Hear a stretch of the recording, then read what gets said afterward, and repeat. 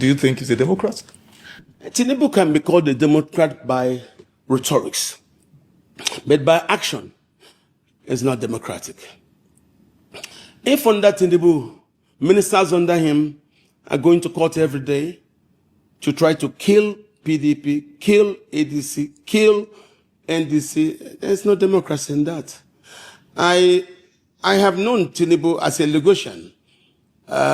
His strategy is, if he sees an opposition, if he sees an opponent, he'll try to delete that opponent or even delete the platform. That's been his strategy. So that he brought it nationally, I'm not surprised. But I also don't blame him totally. I blame Nigerians. Our country is as bad as it is because of our docility. If we were not docile, if we were not divided, we wouldn't be. Can you imagine the people suffering today? The indigenous people. Today, look at all these generals, these big boys of the militia. Bello Turuji is not Nigerian. He's from Niger. Bello Bodejo is from Niger. So when you start hiring all these foreigners to start fighting to take over Nigeria, I don't really think it's... So I thought Tinubu should have, as he hits the ground, do that. There is enough number for him to impress and actually run on that record of having saved the people from dying. Why has the killing stopped in Benue Valley? Because the Americans came here. Why? The Benue church went to Rome. Rome directed them to Washington. They got to Washington, linked up with other Nigerians, made their case, and they said yes. The reasons why Tinubu and Buhari didn't care about people shouting Allah Akbar and killing Christians is because the people being killed as Christians. And that was how the Americans came here. But if you ask me, I know the Americans have always wanted to come to Nigeria since the days of Obasanjo. They didn't come here invited by a government. No, don't forget, they forced themselves here. Why? Nigeria is not Iran. Iran has a standing army. Nigeria doesn't have one. The army in Nigeria was damaged, compromised, and Afghanistan by the Buhari regime. And that's why you saw it's like those Fulani militias were invisible. They're not invisible. So when Christopher Musa came and people like me and others were campaigning for a reversal of that doctrine of do not engage, which was a doctrine Buhari's administration used to tie the hands of members of our security services. As I'm speaking to you, there are still arguments in the army whether they should respect General Christopher Musa's words that people abandon that doctrine of do not engage. Shoot if anybody cock gun near you. Fire if anybody fires. That's what it should be. Not wait until you get directive from politicians before you now do that. That's what damages. And who does this? That's why you saw when they have credible, actionable intelligence that there will be a kidnap. And then people will tell people to stand down weapon. Even where soldiers are put there, like you saw in the last area, the soldiers were removed. So there are still people in the security services who are still loyal to the Buhari doctrine. Malami, remember, was Attorney General. Under the democracy, after the president, you have Attorney General. But where is Malami today? So nothing lasts forever, my dear brother. It is good that all of us come together to make Nigeria better than people conniving to establish this state capture, which I think what you see Tinubu doing are consequences of state capture. And Mr. El-Rufai, yes, I blame him in the past for being part of the clique that plotted to capture the state, but the hand unto whom they have now trust the state so captured is now dealing them a very, very dirty hand. What's your response? This raging controversy surrounding the president's chief of staff concerning a fictitious, in inverted comma, agency, Presidential Foreign Investment Promotion Council. The man in question, said he gave a bribe of 400 million naira to get appointed as DG of that fictitious agency, remaining a balance of 200 million. It was denounced by the presidency, by Mr. Gbajabiamila. He got allocated offices at the Federal Secretariat, got line budgetary allocation in the national budget, got all sorts. I mean, you are familiar with the story. What's your general response to this? The way the president handled it and all of that? Well, I think the presidency is not handling it well. The same with the Omahi case. Which case is that? The death of Mary Habila. I think that matter, the police is investigating. Well, the police should do an independent investigation, just as the Gbajabiamila case should also be investigated independently. Not Gbajabiamila to sit over the interrogation. You understand what I'm saying? So, because we're not suffering from the consequences of state capture, I think the state is not handling this issue well. The man has said that he gave 400 million. Am I right? Yeah. And it is his inability to bring the balance 200 million that caused the rift between him and Gbajabiamila. What I think the president should have done is to appoint an independent body, not with Gbajabiamila sitting over the judgment, an independent body to interrogate it. But if you see, as I said about the Omahi issue, you cannot be a judge in your own case. The state should allow, because I know historically, one thing the police does not play with is issues of murder and issues of robbery.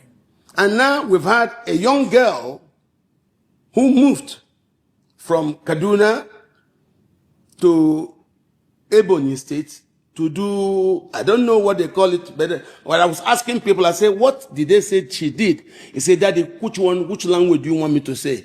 He said, is it the street? Is it the poor people? Or is it the big people name? I say, tell me the street. He said that thing they did on the street, na shawo. What thing they do on the poor people, na hook up. But the big man do na physiotherapy. And I started asking, so then what happened? He said, sometimes when you do this physiotherapy, you must also give the client happy ending. If it doesn't come with happy ending, it can end up in the way it is. So that's why I think there should be an independent interrogation of these particular issues. But that of Omahi and that of Gbajabiamila. The president is wrong to keep mute, to stay hands, and to look the other way while Rome burns. I think that's wrong.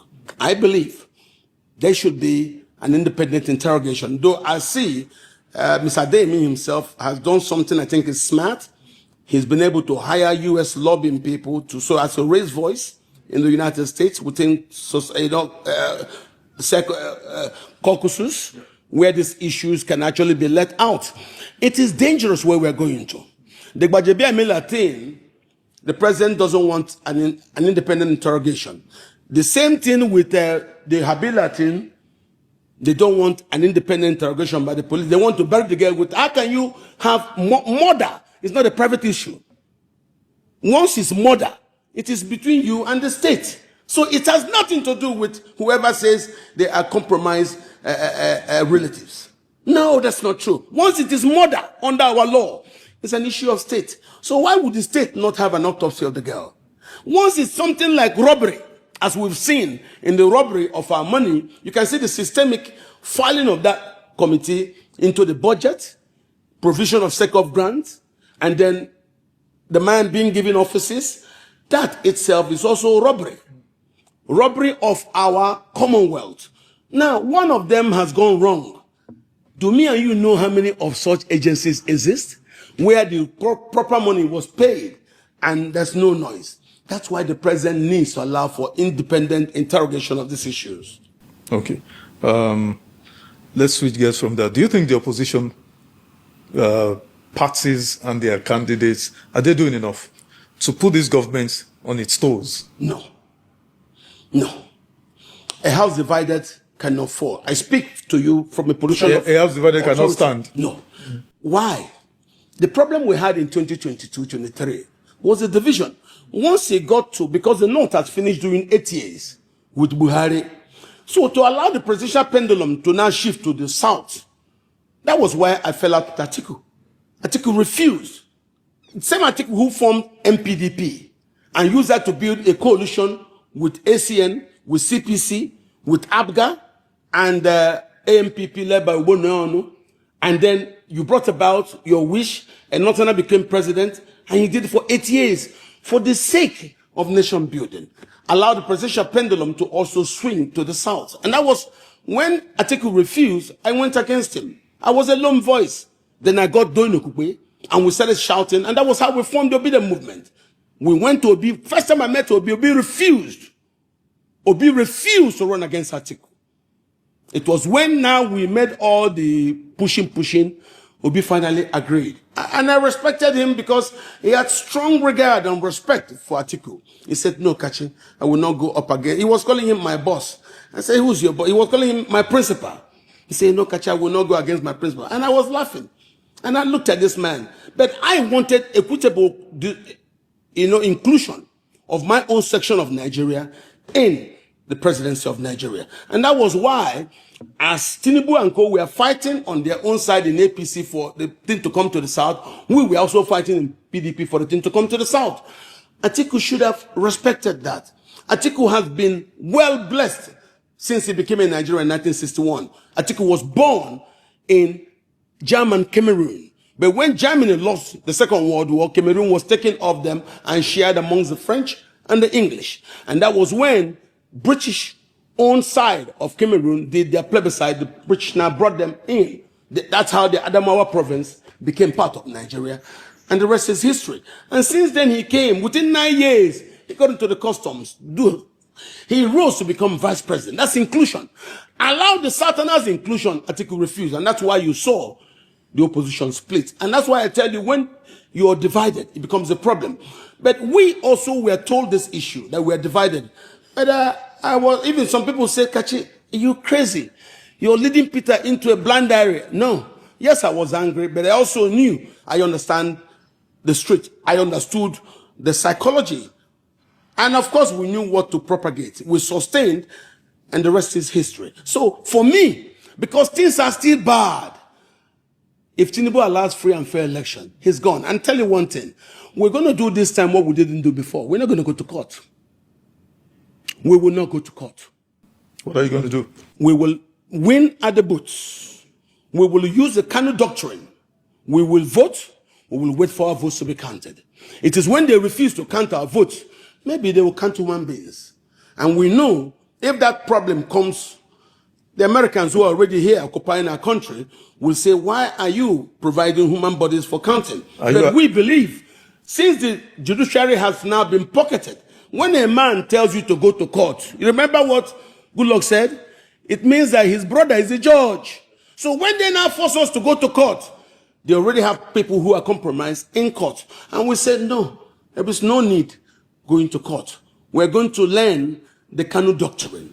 Are you calling for a resort to self-help?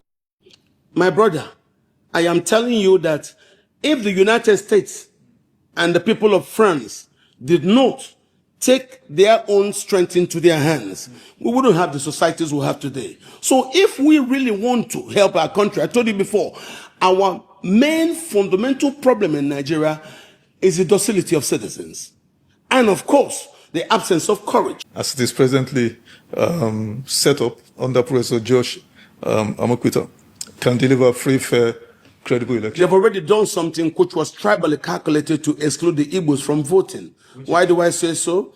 The Igbos are known in Africa to be the only people that have an annual migration issue. Their annual migration period is between December and January.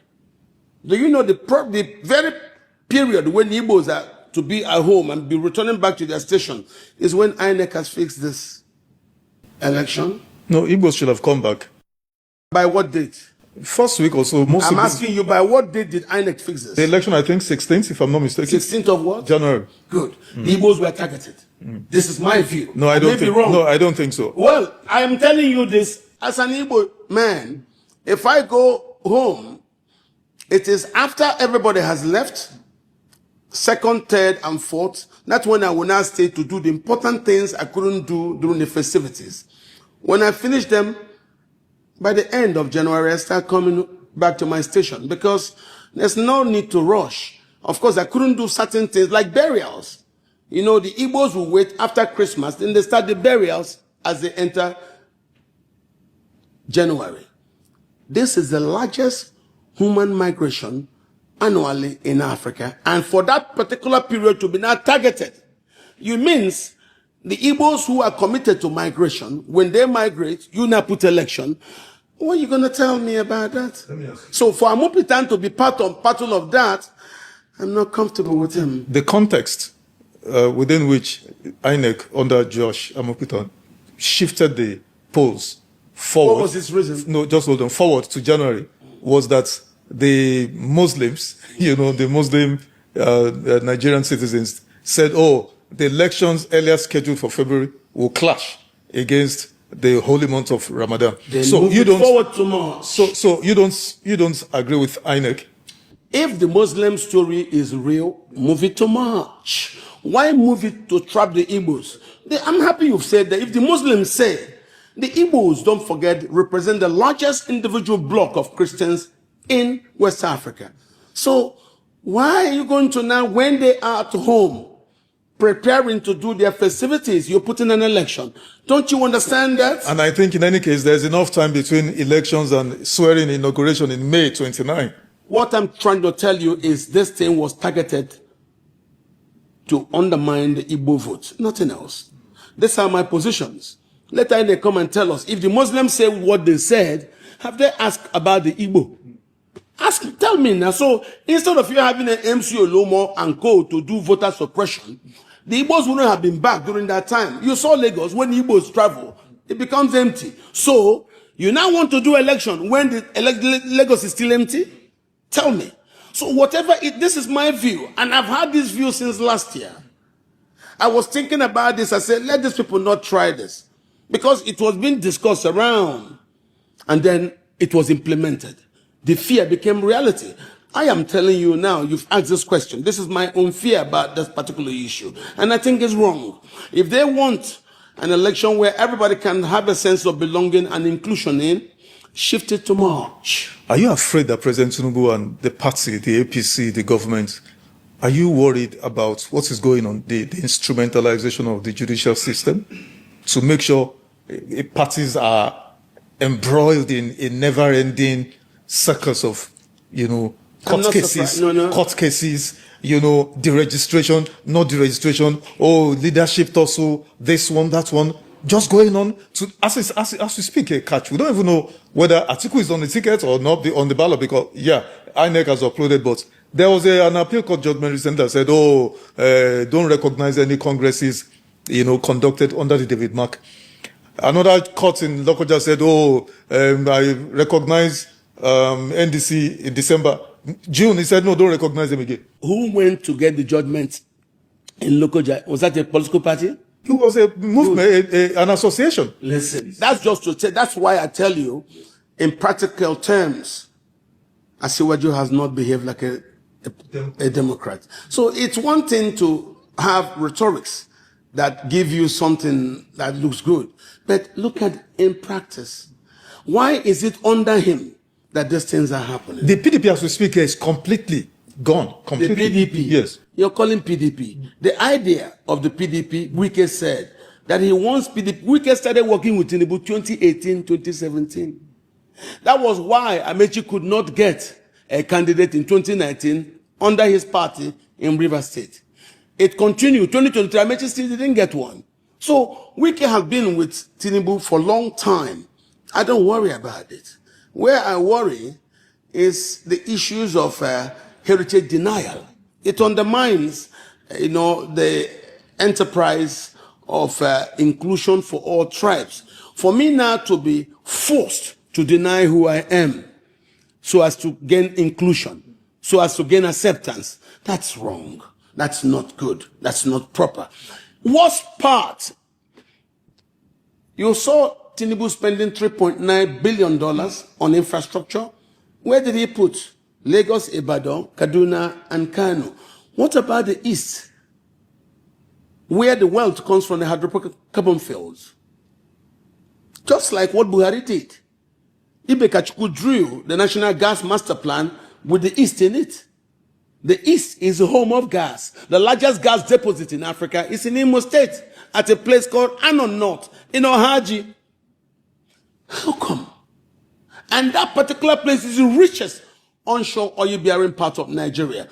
That Obaru Basin, because all the leads from Obaru in Ndiono, in River State, which in Igbo is called Ndiono, Ndioniyi, the people on the water bank. The other Ndiono is Ndiono in Atani, where Stella Odua was representing. So you now have Obaru in that attorney. You also have Obaru in Ndiono, Odalis from Obaru in Ndiono, and Stella Odua was representing Obaru in attorney. So inside the middle of it is the largest onshore oil-bearing part of Nigeria and the largest gas field in the whole of Africa. And yet, Buhari will build a gas master plan without the East included in the master plan. Doesn't that tell you that the APC seems not to be thinking about our future when it comes to making sure you do things to sustain peace? Let me ask you this before we round up. Peter Obi came out last week to allege, on record, that his source of livelihood are being targeted by the federal government, but worse, when he was asked, ticket next year or the ballots, he said no, that he may not even be on the ballot. He said, what do you mean? He said that his life, that he may not even be alive. Are you worried for Peter Obi's I'm worried, but I'm also happy that he went public. Because I know Peter. Peter doesn't talk frivolously. Before he says a thing, he holds it. For him to be forced to do this, I believe him. And so it was good. As he said it, he now went outside to cool everything down. Right now he's in Europe. Last week when we spoke, he was in the US. And he was meeting a lot of people and talking to the world. So he goes to Europe now. He's also talking to the people and meeting people. It makes sense. It was a good thing that he did make that announcement. And I will say it now, and I'll restate it for those who heard me say it before. I believe Peter Obi's words. Peter is not a man who makes frivolous comments or statements. For him to say that he has credible intelligence, that his life is under threat, I believe him. And a lot of us who are with him believe him. The government should please make sure they warn all the rogue agents around. It may not be the government, but there could be rogue units in different places doing different things, thinking that they are doing it, just like the thing you saw in Lokoja. It's not the government, but there are rogue agents doing that. And we found out on interrogation, it's not even a political party. It's some kind of a social association that say they are registered at Corporate Affairs Commission. The law says political parties, you can have elephant display the clothes of lion or what tiger. The first person that registers tiger at INEC as his logo, that's what the law says. So why will some crazy rogue unit go? And that's the same thing. So there are several rogue units working independently. And that's why we thought it's good that Peter has said this. Let government tell them that there are consequences if anybody tries this. Because when the government kept quiet during the voter suppression by MC Oloma and co in Lagos, just the government staying hands and looking the other way emboldened those who were doing the voter suppression. This is the same thing. Let the attacks on Peter's business and his person stop. The government has to call those people to order. You remember Yaradua was there, and when other people complained about what PDP was doing, Yaradua instructed the courts to simply let them be. Tinubu should try to allow the political parties to be. So, final question. Can President Tinubu still be defeated in 2027, this coming election? Can he be defeated? And what plans do you have to forestall any shenanigan, rigging, manipulating the INEC or judiciary? What's the plan? I'm not going to tell you publicly now plans that parties will use to hold. I've only given you just one. Yes. What one I gave you is because I know what will happen. The opposition could just adopt the Kanu doctrine. You know what that means. Yes. You vote, you stay there. It's either they count the votes or they count the persons. So for me, I have no doubt that Tinubu should allow for free and fair elections. If you allowed free and fair election, we saw what happened in 2023. Nothing has changed. The suffering has increased. The insecurity has doubled. What I'm angry about is Tinubu's incompetence in managing or even calibrating a reaction to the violence, to the insecurity. What I'm worried about is Tinubu's